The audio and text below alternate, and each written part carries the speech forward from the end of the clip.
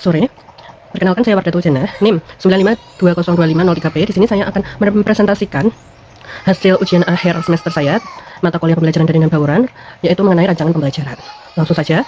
Rancangan pembelajaran di sini yang saya ambil adalah materi matriks kelas 11 di semester 1. Yang di sini lokasi sekolahnya adalah di kawasan pusat kota. Model pembelajarannya adalah PPL dengan blend learning, yaitu rotation model, dan saya pilih yang flip classroom. Kurikulumnya adalah kurikulum merdeka dengan pendekatan deep learning. Lalu alokasi waktunya adalah 5 pertemuan, setiap pertemuan adalah 2 JP. 2 JP itu 45 menit setiap JP-nya. Lalu LMS yang digunakan adalah Google Classroom. Langsung saja untuk tujuan pembelajaran, yaitu yang pertama, mendefinisikan pengertian matriks, jenis-jenis matriks, serta ordo matriks, lalu melakukan operasi penjumlahan, pengurangan, dan perkalian matriks, lalu menghitung perkalian dua matriks, yang selanjutnya adalah menentukan determinan dan inverse matrik, ordo 2 kali 2 dan 3 kali 3, lalu selanjutnya adalah menerapkan konsep matriks dalam memecahkan masalah nyata, lalu yang terakhir adalah menyajikan hasil investigasi dan pemecahan masalah berbasis matriks. Untuk kasus atau masalah nyata, di sini SMA yang saya ambil adalah SMA di pusat kota dengan akses teknologi yang baik, yaitu di kelas 11 dengan peserta didiknya adalah 32 yang heterogen. Sebagian besar memiliki smartphone dan akses internet stabil, namun motivasi belajar matematika masih rendah karena dianggap abstrak dan tidak relevan dalam kehidupan sehari-hari. Berdasarkan asesmen diagnostik awal, lebih dari 60% peserta didik kesulitan mengaitkan konsep matriks dengan konteks nyata, sehingga guru atau saya mengangkat dua kasus nyata, yaitu sistem transportasi kota, sehingga peserta didik diminta menganalisis rute paling efisien menggunakan operasi matriks. Lalu kasus 2 adalah manajemen stok toko, yaitu peserta didik diminta menghitung total selisih stok antar periode dan proyeksi menggunakan perkalian matriks. Kedua kasus tersebut menjadi benang merah seluruh 5 pertemuan, mendorong peserta didik berpikir kritis, berkolaborasi, dan menghubungkan matematika dengan kehidupan nyata, sejalan dengan pendekatan deep learning dan prinsip PPL. Lalu langkah-langkah pembelajarannya adalah yang tadi ada 5 pertemuan. Untuk pertemuan pertama, yaitu orientasi masalah dan konsep dasar matriks. Prakelasnya adalah guru mengunggah video pembelajaran singkat tentang pengertian dan jenis-jenis matriks ke Google Classroom. Lalu peserta didik menonton video dan mengerjakan kuis diagnostik 5 soal di Google Form. Lalu guru memantau hasil kuis sebagai data asesmen awal. Yang tadi sudah dikatakan 60% siswa masih belum memahami konsep matriks dengan konsepnya. Lalu untuk pendahuluan tatap muka, guru membuka kelas, lalu guru menyampaikan tujuan dan alur 5 pertemuan secara ringkas. Selanjutnya adalah orientasi masalah. Guru menyajikan kasus 1 sebagai pemantik, yaitu kasus sistem transportasi kota. Lalu guru menampilkan matrik rute bus di papan tulis dan layar.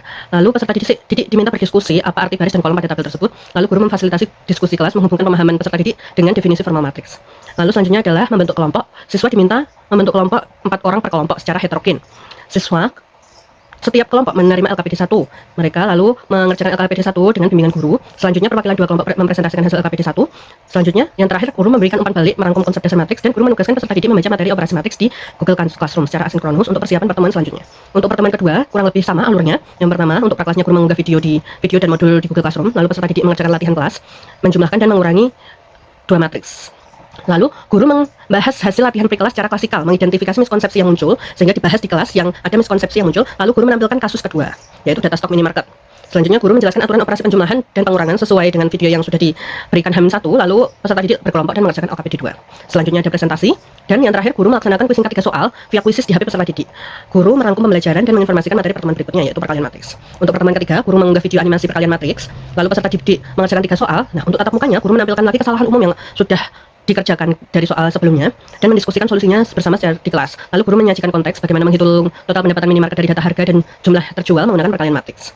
Selanjutnya siswa berkelompok dan mengerjakan LKPD. Selanjutnya ada presentasi hasilnya. Lalu guru memberikan umpan balik dan mengaitkan materi dengan kasus 1 sebagai foreshadowing pertemuan 4. Atau untuk pertemuan 4 nanti peserta didik mengisi refleksi singkat di G-form yang sudah diberikan guru. Lalu untuk pertemuan 4, yaitu materi determinan dan inverse matrik, guru mengunggah video materinya di Google Classroom.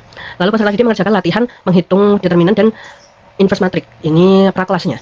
Selanjutnya guru membuka dengan pertanyaan pemantik. Guru menghubungkan konsep inverse matrik dengan penyelesaian sistem persamaan linear dari pertemuan sebelumnya. Lalu peserta didik berkelompok dan mengerjakan LKPD 4. Selanjutnya ada presentasi LKPD. Selanjutnya untuk penutup, guru melaksanakan kuis formatif 5 soal pilihan ganda via Google Form. Guru mengumumkan tugas persiapan presentasi akhir di pertemuan 5. Jadi untuk pertemuan 5 ini adalah tugas akhir. Jadi setiap kelompok akan presentasi dengan menyiapkan slide Google atau Canva dan mengunggahnya ke Google Classroom sebelum pertemuan. Nah, untuk pertemuan terakhir ini, setiap kelompok mengunggah presentasinya untuk prakelasnya, lalu guru melakukan preview slide dan memberikan komentar tertulis. Lalu, untuk tatap mukanya, guru memberikan sesi menyampaikan tata tertib presentasi dan mempersilahkan peserta didik menyiapkan diri. Lalu murid berkelompok dan setiap kelompok dengan urutan diundi akan mempresentasikan hasilnya selama 5 menit. Untuk setiap kelompok, kelompok lain memberikan tanggapan. Guru menilai presentasi menggunakan rubrik penilaian keterampilan. Lalu peserta didik mengerjakan soal evaluasi sumatif yang berisi 10 soal, 5 soal pilihan ganda dan 5 soal uraian mencakup seluruh topik matriks. Lalu guru memberikan penilaian berbasis tujuan pembelajaran, jadi sesuai tujuan pembelajarannya. Lalu yang terakhir, guru memimpin refleksi kelas.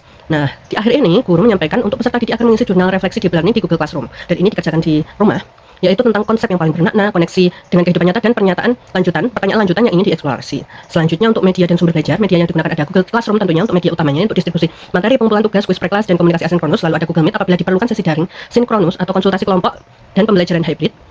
Ini misal di keberjalanannya nanti guru membutuhkan, ini bisa memakai Google Meet. Lalu ada Gform untuk kuis diagnostik, kuis formatif, dan jurnal refleksi. Lalu ada kuisis yang digunakan pada pertemuan 2 tadi. Lalu ada Google Doc dan Google Slide, yaitu kolaborasi kelompok dalam penyusunan laporan dan presentasi. Ini juga ada Canva juga.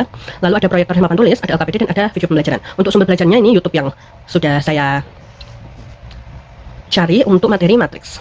Lalu penilaiannya ada asesmen diagnostik tadi yang awal, ada kuis Gform 5 soal, pra pertemuan 1. Lalu yang kedua ada penilaian formatif, yaitu LKPD 1-4, dan kuis sebelum kelas. Lalu ada penilaian keterampilan, yaitu saat presentasi di akhir. Lalu penilaian sumatif, yaitu yang 10 soal 5 pilihan ganda dan 5 uraian. Lalu ada refleksi deep learning pasca pertemuan 4 yang dikerjakan di rumah. Berikut presentasi dari saya, terima kasih.